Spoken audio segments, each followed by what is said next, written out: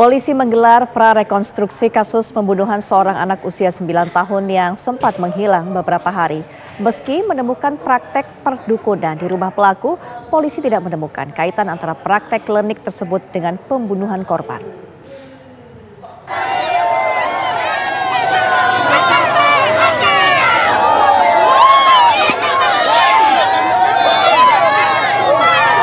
Warga menumpahkan amarah saat polisi membawa Didik Setiawan, tersangka pembunuhan terhadap Gozia Hafizah, gadis kecil usia 9 tahun untuk menjalani proses prarekonstruksi perkara.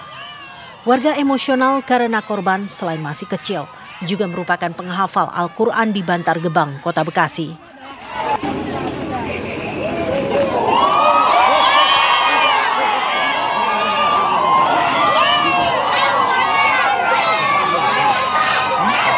Caci maki dilemparkan pada pelaku yang tega menghabisi nyawa bocah tetangganya.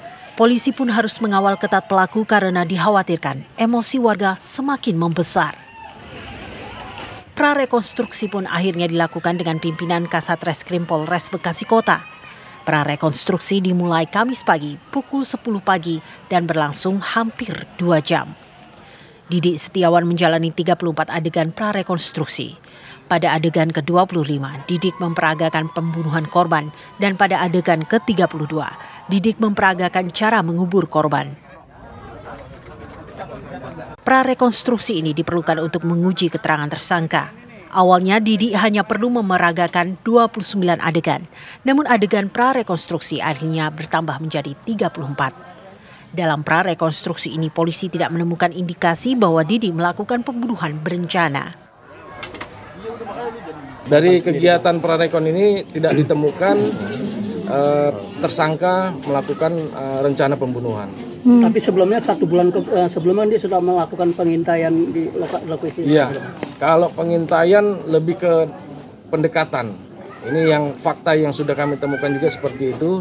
Akan tetapi untuk menjadi targetkan si anak ini belum kami temukan fakta, tapi yang jelas dalam 1 bulan terakhir ini korban berupaya mendekati si korban. Pada adegan tersangka berupaya mendekati si korban. Berarti motif sendiri sudah bisa Motifnya mungkin dalam waktu dekat ini akan disampaikan secara komprehensif baik dengan tim Apsipor dari pemeriksaan psikologi forensik dan juga dari DP3A dan KPAD Kota Bekasi terkait dengan pemeriksaan psikologi klinis tersangka.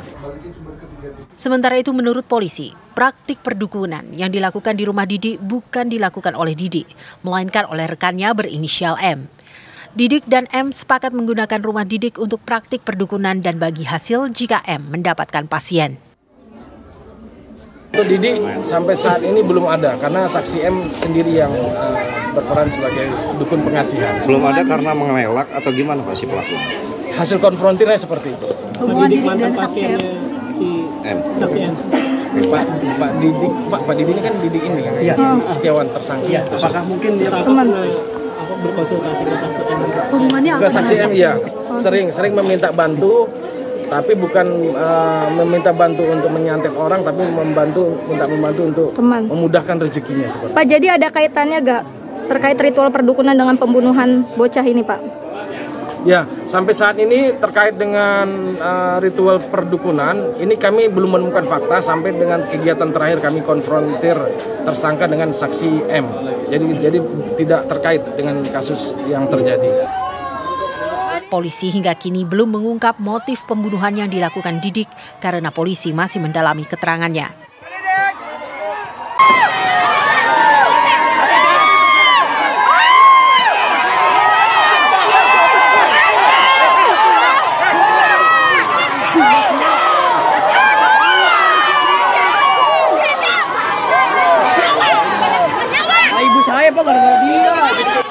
Dari Bekasi, Jawa Barat, Kurnia Dwi Hapsari, TV One mengabarkan.